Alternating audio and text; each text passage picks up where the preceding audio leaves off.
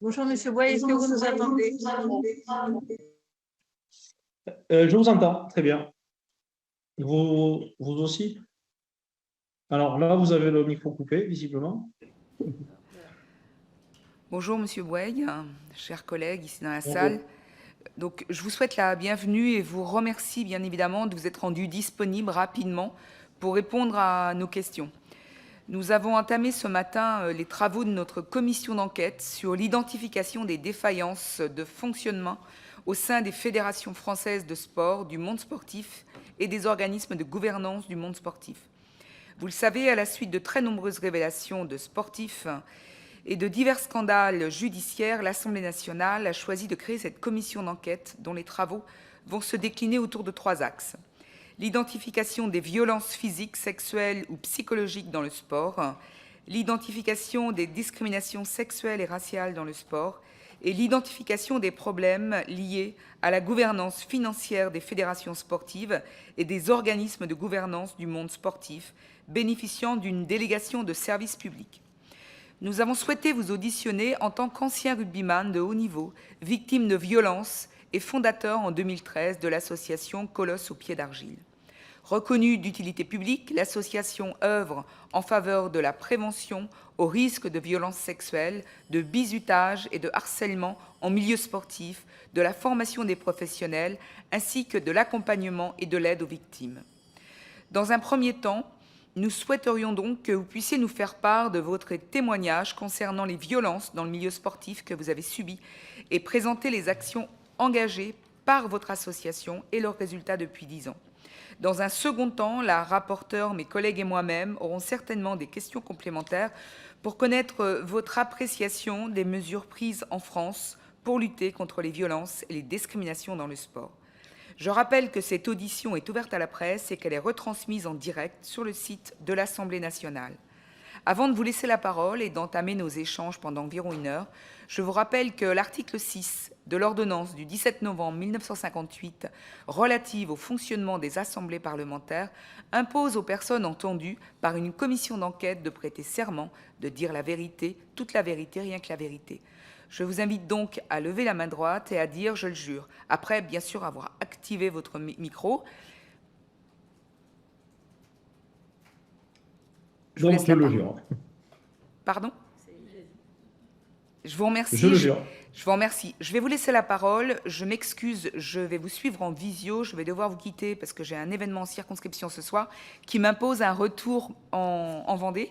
Je vais laisser ma place à ma collègue Sophie Mette, qui sera donc en tant que vice-présidente et qui me remplacera pour la succession de cette audition. Et je laisserai également, bien sûr, la parole à Madame la rapporteure présente à côté de moi. Merci à vous, mais je maintiens bien sûr ma présence en visio. Parfait. Bonjour à toutes et tous. Mais déjà, merci, je suis très honoré de pouvoir contribuer à vos travaux. Alors, vous avez demandé le retour de mon expérience personnelle. Donc, moi, j'ai été violé de mes 11 ans et demi à 16 ans. J'ai pu en parler que 18 ans après, grâce à un copain d'enfance, un copain de rugby, comme vous l'avez dit. Je suis un ancien rugbyman des Landes, ça s'entend peut-être aussi avec mon accent. Et donc, ce copain et ami d'enfance qui avait un comportement sexuel dissolu a fait une hypnose partielle qui a révélé des viols qu'il subissait tous les mercredis après-midi pendant tout un été. Et donc, 10 ans après, je le retrouve et il m'explique ce qui lui est arrivé. Et c'est là où, le lendemain, je le rappelle pour lui dire que moi aussi, j'ai été violé, mais ça a duré, violé par la même personne, et ça a duré 4 ans. Donc, partant de là, je décide d'aller porter plainte. Suite à ce dépôt de plainte, mais surtout avant d'aller déposer plainte, je vais voir Frédéric, mon cousin, puisqu'on était les 4 inséparables, les 3 inséparables, pardon. Et je lui explique ce qui est arrivé à Mathieu, ce qui m'est arrivé à moi, et pourquoi pas toi. C'est là où il m'annonce que lui aussi a été victime de ce prédateur. Ce prédateur qui, avant de s'en prendre à nous, à moi, avait commencé un travail auprès de mes parents pour gagner leur confiance. Et mes parents avaient tellement confiance en lui, justement, qu'il fallait que je parte avec lui, que je rentre avec lui les vendredis des entraînements ou des répétitions de musique. Ce que ne savaient pas mes parents, c'est que 5 minutes avant de me ramener, ils me violaient. 5 minutes après, ils buvaient le café avec mes parents. Donc, un procès, après le dépôt de plainte et 4 années de procédure, donc un procès qui est arrivé aux assises à Mont-de-Marsan, dans les Landes, toujours, où pendant ce procès, je fais 4 nuits blanches et c'est là où je réfléchis à comment aider les autres victimes et comment protéger les futures potentielles victimes qui sont nos enfants. Donc, je décide de partir. Alors, il prend 10 ans de réclusion criminelle. Bon, il fera que 4 ans et 7 mois de détention. Moi, ce qui m'inquiète le plus, c'est qu'à la sortie de à sa libération, il est allé travailler dans un camping. Donc, un camping qui est bien sûr un vivier d'enfants. Donc, il n'est pas allé dans un EHPAD, bizarrement. Donc, on peut se poser des questions là aussi sur le contrôle des personnes qui travaillent auprès des enfants, mais dans tous les milieux. Et donc, à se sortir de procès, donc, je décide de créer Colosse au pied d'argile pour lutter contre les violences sexuelles, le bizutage et le harcèlement en milieu sportif. Donc, à la base, j'étais parti pour faire le tour du comité Côte Basque Land de rugby, pour aller voir les gamins dans les écoles de rugby, les mercredis dans les écoles de rugby ou les samedis sur les tournois. Et vite, en fait, mon combat a pris de l'ampleur, assez pour que, en fait, je suis une victime atypique. Aujourd'hui, quand on parle de victime de violences sexuelles, on pense immédiatement à une femme. Et là, en face de soi, on a un colosse de 1,82, 100 kilos, et qui dit apaisément qu'il a été violé. Du coup, ça fait le sujet pour les médias, notamment. Et donc, vite, mes premières actions ont été suivies par les médias, et notamment par TF1, qui a fait un reportage. Et ce reportage a été diffusé 6 mois après la création de l'association, dans le journal de Claire Chazal, un dimanche soir en plein hiver. Donc, il y avait près de 6 millions de téléspectateurs. Et là, vite, mon combat a dépassé les limites des Landes et de la côte basque. Et j'avais des demandes qui émanaient de tout le territoire. Mais surtout, et malheureusement, ou heureusement, on va dire, mais j'avais de nombreuses victimes qui me sollicitaient.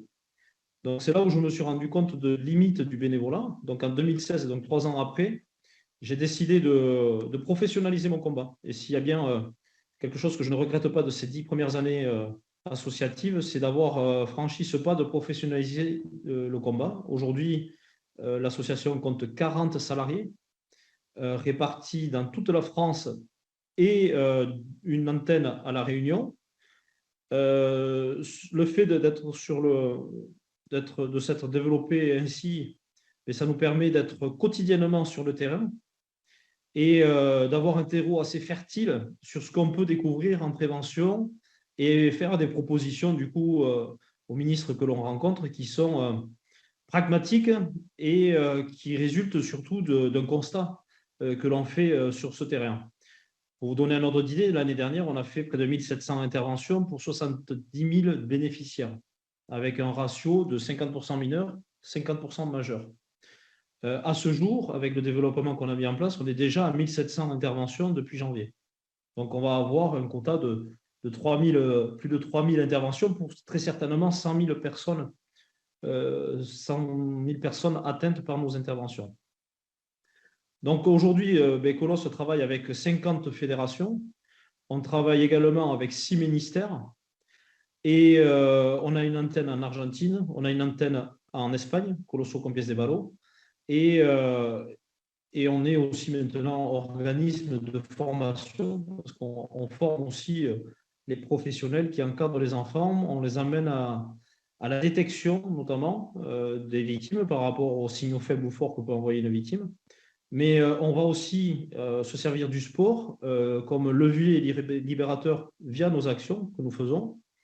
On intervient aussi beaucoup dans les écoles, collèges et lycées.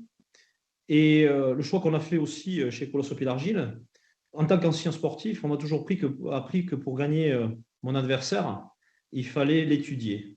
Donc, on faisait des vidéos, des matchs précédents de notre adversaire pour essayer de trouver ses failles et essayer de le battre le week-end suivant.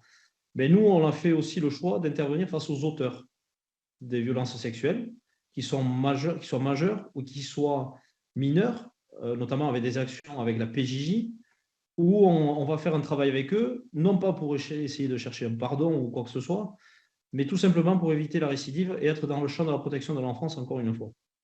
Donc aujourd'hui, on élargit petit à petit